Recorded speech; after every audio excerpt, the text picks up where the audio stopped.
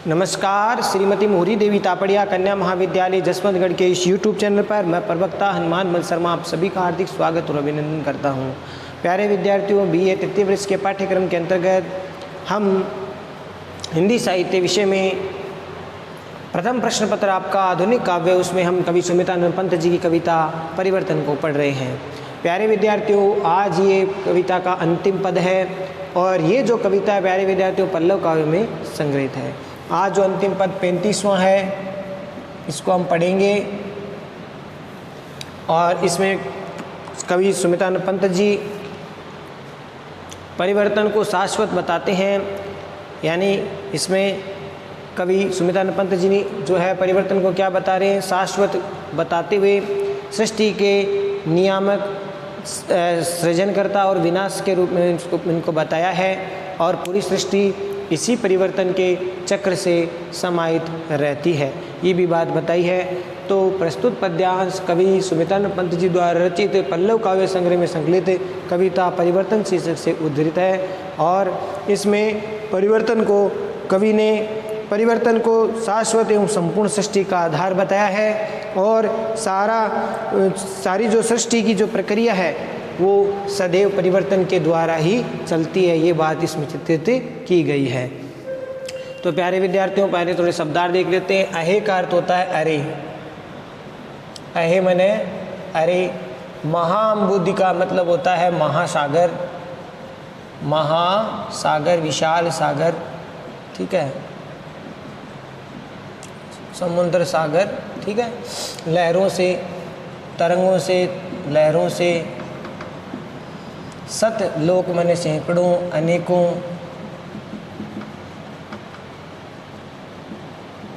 अनेक लोक, चराचर, संपूर्ण चराचर जगत, चर और अचर जगत, चराचर, चर अचर जगत। क्रीड़ा करते, खेलते हैं, करते सतत मने निरंतर।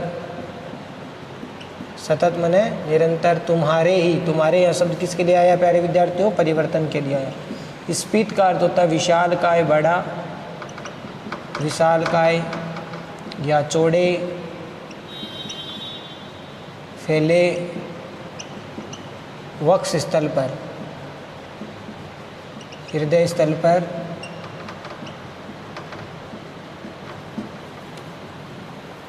तुंग तरंगों, तुंग माने ऊंची ऊंची, ऊंची ऊंची, प्रलयकारी, विकराल, विकराल, प्रलयकारी तरंग, तरंगे। ऊंची ऊंची, विकराल, प्रलयकारी तरंगों से इसका अर्थ हम लेंगे सत युग मन सैकड़ों युग। सत सत कल्पांतर मन कल्प, कल्प युगों का समूह है, ठीक है ना, युगों का अंतर। उगल रहा है महोदर मन विशाल पेट, विशाल का है पेट, उदर से विलीन भी करते हो, नष्ट भी करते हो, समाहित करते हो। तुम सत्वर माने शीघ्र ही। सत्वर का अर्थ होता है प्यारे विद्यार्थियों शीघ्र ही। सत सहस्त्र माने सैकड़ों, सहस्त्र माने हजारों। रवि माने सूर्य, शशि माने चंद्रमा। असंख्य, अनेकों। ग्रह, उपग्रह, उड़गन, उड़गन माने तारागण, ठीक है। अनेकों ग्रह, उपग्रह जो है तारागण, ये उपग्रह, ग्रह, असंख्य। जलते बुझते हैं, स्फुलिंग, स्फुलिंग माने चिन्हगारी, चिन्हगारी से। तुम तत्क्षण माने, तत्क्षण माने तत्काल, शीघ्र ही। अचिर माने संपूर्ण, सारे, सारे। विश्व माने संसार में, अखिल माने सभी। दिशावधि माने दिशाओं के सीमा, दिशाओं की सीमा तक। कर्म, वचन, मन अहे तुम ही चिरंतर, चिरंतर मैंने शाश्वत, लगातार, शाश्वत या सनातन, लगातार, ठीक है, लगातार, शाश्वत। और विवर्तन ही विवर्तन मैंने परिवर्तन ही परिवर्तन, बदलाव ही बदलाव, बदलाव, परिवर्तन ही परिवर्तन। तो ये इसका अर्थ हो गया। अब हम इसके व्याख्या को देखते हैं प्यारे विद्यार्थियों। कवि सुमित्रानंद पंत जी परिवर्तन को शाश्वत और शक्तिशाली बताते हुए कहते हैं कि हे परिवर्तन तुम, अरे परिवर्तन तुम अपने इस विशाल काय चौड़ी छाती पर, वक्ष स्थल पर महासागर की विशाल तरंगों को, ऊंची ऊंची उठने वाली महासागर की विशाल तरंगों से सैकड़ों सैकड़ों अनेक लोक, चराचर जगत, सारा संसार, चर अचर, जड़ चेतन, सभी पदार्थ, जड़ चेतन चराचर जगत के साथ तुम्हारे इस चौड़े वक्ष स्थल पर क्या करते हैं? क्रीड़ा करते, सतत माने निरंतर क्रीड़ा करते हैं, खेलते हैं। तो यहाँ पर परिवर्तन को विशाल हृदय वाला, विशाल छाती वाला बताया है कि ये परिवर्तन तुम्हारे इस विशाल काय वक्ष स्थल पर महासागर की असंख्य लहरों से, महासागर की असंख्य लहरें, सैकड़ों लोक और चराचर जगत तुम्हारे इस विशाल काय छाती पर या वक्ष स्थल पर खेलते हैं, क्रीड़ा करते हैं, निरंतर क्रीड़ा करते हैं, ठीक है। और तुंग तरंगों से सतयुग सत सत कल्पांतर उगल महोदर में विलीन करते तुम सत्वर। प्यारे विद्यार्थियों, इसमें लिखा है कि हे परिवर्तन तुम, तुंग माने ऊंची ऊंची विकराल प्रलयकारी जो तरंगे हैं लहरों से सैकड़ों युगों को और सत सत कल्पांतर यानी कल्पों, युगों के समूह का, कल्पों का समूह का, कल्पों के अंतर का, युगों के अंतर को तुम क्या करते हैं? सैकड़ों सैकड़ों कल्पों को या सैकड़ों सैकड़ों युगों के अंतर को, युगों की अवधि को तुम उगलते हो अपने किसमें? विशाल काय जो पेट है तुम्हारा। यहाँ परिवर्तन को विशाल काय पेट के रूप में उपमा दी है, बहुत विशाल काय रूप धारण किया हुआ है। और हे परिवर्तन तुम्हारे इस विशाल काय पेट में जो क्या ऊंची ऊंची प्रलयकारी तरंगों के रूप में सैकड़ों सैकड़ों युग और बड़े और युगों का समूह कल्पांतर जो तुम्हारे इस पेट से उगलता रहता है। यानी हे परिवर्तन तुम्हारे ही कारण सैकड़ों सैकड़ों युग और युगों का समूह कल्प वो भी तुम्हारे ही कारण उगलता है, यानी तुम्हारे कारण ही बनते हैं, ठीक है प्यारे विद्यार्थी। इसका मतलब उगलना का मतलब ये सब चीज़ें चाहे सैकड़ों युग हो चाहे युगों का समूह हो, वो सब के सब एक युग में चार आते हैं। कल्प में 4 युग हो गए, जैसे सतयुग, त्रेता युग, द्वापर युग और कलयुग। तो इस प्रकार 4 युगों का समूह हो गया। तो इस प्रकार से सैकड़ों सैकड़ों युगों को तुम्हारी इस प्रलयकारी तरंगों के रूप में तुम अपने विशाल काय पेट से उगलते रहते हो। अर्थात ये सब चीज़ें युग और कल्प सब तुम्हारे ही कारण बनते हैं। और विलीन करते तुम सत्वर, और तुम शीघ्रता से उसको विलीन भी कर देते हो, यानी नष्ट भी कर देते हो। ये सब सामर्थ्य परिवर्तन में है। प्यारे विद्यार्थियों, कहने का तात्पर्य सुमित्रानंद पंत जी ने परिवर्तन की इतनी महाशक्ति परिवर्तन को बताया है कि हे परिवर्तन तुम्हारे कारण सैकड़ों युग जन्मते हैं और तुम उन युगों को भी क्षण भर में विलीन भी करते हो, यानी सैकड़ों सैकड़ों युग बनते भी हैं और उनको तुम क्षण भर में ही विलीन भी कर देते हो। नष्ट करना भी तुम्हारा ही कार्य है, सृजन करना, निर्माण करने का कार्य भी तुम्हारा ही है। सत सहस्त्र रवि शशि असंख्य ग्रह उपग्रह उड़गुन जलते बुझते हैं स्फुलिंग से तुम में छत क्षण। अर्थात हे परिवर्तन सैकड़ों सैकड़ों सैकड़ों हजारों सूर्य, हजारों चंद्रमा, सैकड़ों सैकड़ों चंद्रमा और तारों का समूह है, वो सब के सब हे परिवर्तन तुम्हारे ही कारण बनते हैं। जलते बुझते स्फुलिंग से तुम में तत्क्षण। तुम में शब्द का अर्थ क्या किसके लिए आया प्यारे विद्यार्थियों? परिवर्तन के लिए आया है। हे परिवर्तन तुम्हारे कारण ही हजारों सैकड़ों हजारों सूर्य चंद्रमा, असंख्य ग्रह उपग्रह और तारागण जो है चिनगारी के समान जलते और बुझते रहते हैं, अर्थात बनते और मिटते रहते हैं। तुम्हारी ये जो तारों की जगमगाहट है, ये तारों का चमकना है, ये सूर्य का चंद्रमा का चमकना भी तुम्हारे ही कारण होता है, जो चिनगारी की भांति जलते और बुझते रहते हैं। तो ये तत्क्षण यानी तत्काल ही तुम्हारे कारण चिनगारी की भांति सैकड़ों हजारों सूर्य चंद्रमा, असंख्य ग्रह उपग्रह और तारागण जलते और बुझते रहते हैं। किसके समान? चिनगारी के समान जलते और बुझते रहते हैं। आगे देखो परिवर्तन की शक्ति का भाव देखिए, इसमें बताया है कि अचिर विश्व में अखिल दिशावधि कर्म वचन मन तुम ही चिरंतर अहे विवर्तन ही विवर्तन, अर्थात अचिर मन सारे परिवर्तन, तुम संपूर्ण विश्व में, इस सारे विश्व में, सारी सृष्टि में क्या करते हो? अखिल दिशावधि यानी सभी दिशाओं तक, इस संपूर्ण सृष्टि में, इस संपूर्ण विश्व में सभी दिशाओं तक, दिशाओं की जो सीमा तक, दिशावधि का अर्थ हो गया दिशाओं की सीमा तक तुम अपने कर्म से, वचन से और मन से तुम ही चिरंतर यानी तुम ही शाश्वत हो, हमेशा निरंतर रहने वाले हो। यानी कर्म वचन और मन से तुम ही इस सृष्टि में, पूरे संपूर्ण विश्व में सभी दिशाओं की सीमा तक कर्म वचन और मन से तुम ही चिरंतर अर्थात तुम ही विद्यमान हो, शाश्वत सनातन रहने वाले हो। चिरंतर यानी शाश्वत हो, सनातन हो, निरंतर रहने वाले तुम ही हो। किस रूप में? वो कर्म के रूप में, वचन के रूप में, मन के रूप में। कर्म वचन और मन के रूप में है परिवर्तन। तुम इस सृष्टि में, संपूर्ण सृष्टि की संपूर्ण दिशाओं तक तुम ही विद्यमान हो। हे परिवर्तन, तुम ही शाश्वत रूप में विद्यमान हो। तो आशा करता हूँ ये पंक्ति समझ में आ गई हो।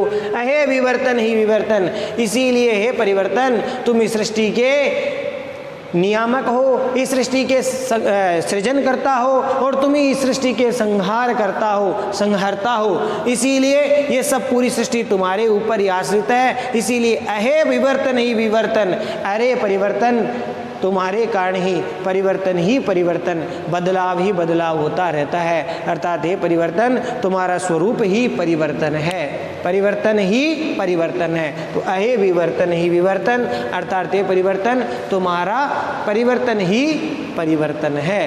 तो प्यारे विद्यार्थियों, आशा करता हूँ ये पद समझ में आ गया होगा। इसमें परिवर्तन की जो किस प्रकार से परिवर्तन का प्रभाव संपूर्ण सृष्टि पर पड़ता है, ये बात इसमें बताने की चेष्टा की गई है, चित्रण किया गया है। तो पूरे संपूर्ण, चाहे वो युग युग का निर्माण हो, चाहे सैकड़ों सैकड़ों चंद्रमा, सूर्य, असंख्य तारे, ग्रह उपग्रह बनाने की बात, वो सब परिवर्तन के द्वारा ही होती है। परिवर्तन परमात्मा का जो है संपूर्ण विधान है, ठीक है ना। परमात्मा विधाता का महत्वपूर्ण जो नियम है परिवर्तन, और परिवर्तन से ही संपूर्ण सृष्टि बनती है। चाहे ग्रह नक्षत्र तारे हो, चाहे बड़े बड़े समुद्र हो, ये सब तुम्हारे इस विशाल काय वक्ष स्थल पर क्रीड़ा करते रहते हैं। तो इस प्रकार से परिवर्तन को महाशक्तिशाली बताया है। प्यारे विद्यार्थियों, विशेष वाले पॉइंट में आप लिख देना, इसमें बताया कल्प। कल्प का मतलब होता है प्यारे विद्यार्थियों सृष्टि का अंत, यानी ब्रह्मा का एक दिन। ब्रह्मा का एक दिन होता है वो कल्प होता है। कल्प का मतलब ब्रह्मा का एक दिन, जो सृष्टि का नियता बनाने वाला है, सृजन करता है, तो एक दिन का मतलब होता है कल्प। और सृष्टि का अंत जब होता है तो ब्रह्मा का एक दिन हो गया। और ब्रह्मा का एक दिन का अर्थ होता है प्यारे विद्यार्थियों 1000 युगों की अवधि को ब्रह्मा का एक दिन होता है। 1000 युग होते हैं, 1000 युगों का समूह है, ब्रह्मा का एक दिन होता है, यानी एक कल्प हो गया। एक युग में 4 होते हैं। 4 युग कौन कौन से होते हैं? सतयुग, सत्ययुग, त्रेता, द्वापर और कलयुग। तो इस प्रकार से ये 4 का एक समूह एक युग हो गया। ऐसे 1000 युगों का समूह है, ब्रह्मा का एक दिन होता है। इस प्रकार का शास्त्रों में बताया गया है। तो इस प्रकार से ये चीज़ें भी आप लिख सकते हो। इस प्रकार युगों की अवधि निर्धारित होती है जो कि मनुष्य की सृष्टि की अवधि मानी जाती है। इस प्रकार से चारों युग है वो सृष्टि का, ये चार युग मिल करके पूरी एक सृष्टि बनती है। उस चारों जब युग को संपूर्ण हो जाते हैं, पूर्ण हो जाते हैं, तब सृष्टि का विनाश होता है और फिर से नई सृष्टि बनती है जिसमें फिर से सतयुग, त्रेता, द्वापर, कलयुग इस प्रकार से आते हैं। तो ये निश्चित क्रम से चलते रहते हैं। हजारों युग हो चुके हैं, हजारों युग होने वाले हैं, ये जो क्रम है चलता रहता है। तो इस प्रकार से ये पूरी सृष्टि हो गई, चार युगों की एक सृष्टि हो गई। फिर ये चार युग समाप्त हो जाते हैं, उसके बाद में प्रलय होता है, विनाश होता है, फिर से सृष्टि का विध्वंस होता है, सब परिवर्तन के द्वारा होता है। उसके बाद में फिर से परिवर्तन, नई सृष्टि का निर्माण होता है, फिर से नया युग की आरंभ है वो होते हैं। तो इस प्रकार से निश्चित क्रम है वो चलता रहता है।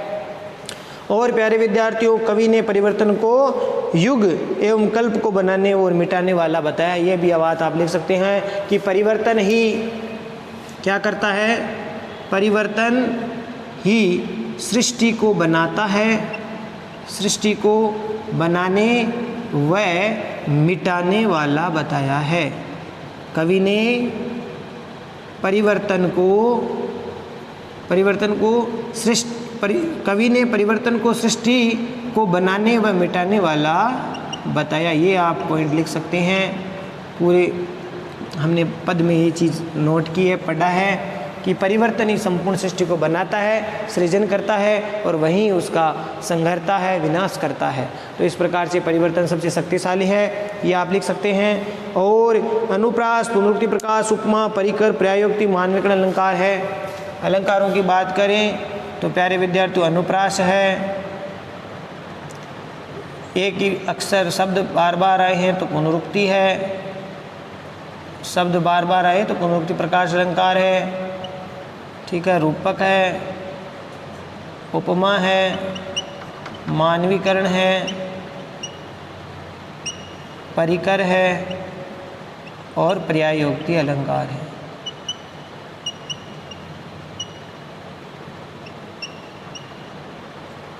शब्दावली, तत्सम शब्दावली से युक्त रचना है। तत्सम शब्दावली प्रधान रचना है। छायावादी शैली की अभिव्यंजना की गई है और मुक्त छंद का प्रयोग किया गया है। ठीक है प्यारे विद्यार्थियों, तो ये आप विशेष वाले पॉइंट में लिख देना। ठीक है, ये विशेष वाले पॉइंट में आप लिखोगे।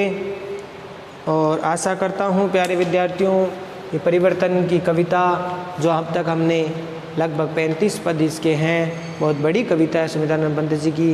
पहले हमने नौका विहार इनका पढ़ा, 2 कविताएं आपके पाठ्यक्रम में सुमित्रानंद पंत जी की, नौका विहार और परिवर्तन, जो कि पल्लव काव्य में संग्रह से संकलित है, ध्यान रखना। तो नौका विहार वाली कविता अलग है, वो भी महत्वपूर्ण है। उसके बाद में परिवर्तन की जो कविता है ये काफ़ी लंबी है, 35 पद है, वो मैंने पूर्ण करवाए हैं। ठीक है, तो आशा करता हूँ ये सब समझ में आ गए होंगे आपको। तो प्यारे विद्यार्थियों, आज के लिए बस इतना ही। अगली वीडियो में फिर हाजिर होंगे आगे के पाठों को लेकर के। जो अगला पाठ है आपका रामधारी सिंह दिनकर जी का है। ठीक है, तो उसको लेंगे। उसके बाद में जो उसके पद है वो भी पढ़ेंगे। ठीक है, तब तक इन व्याख्याओं को आप संपूर्ण व्याख्याओं को फिर से पढ़िए, नोट्स बनाइए, चैनल को लाइक और शेयर कीजिए। इन व्याख्याओं को प्यारे विद्यार्थियों याद भी कीजिए। ठीक है, याद करना बहुत ज़रूरी है, समझ करके इनको याद कीजिए, नोट्स बनाइए। चैनल को लाइक, शेयर और सब्सक्राइब करना ना भूलें। जय भारत, जय हिंदी। धन्यवाद विद्यार्थियों।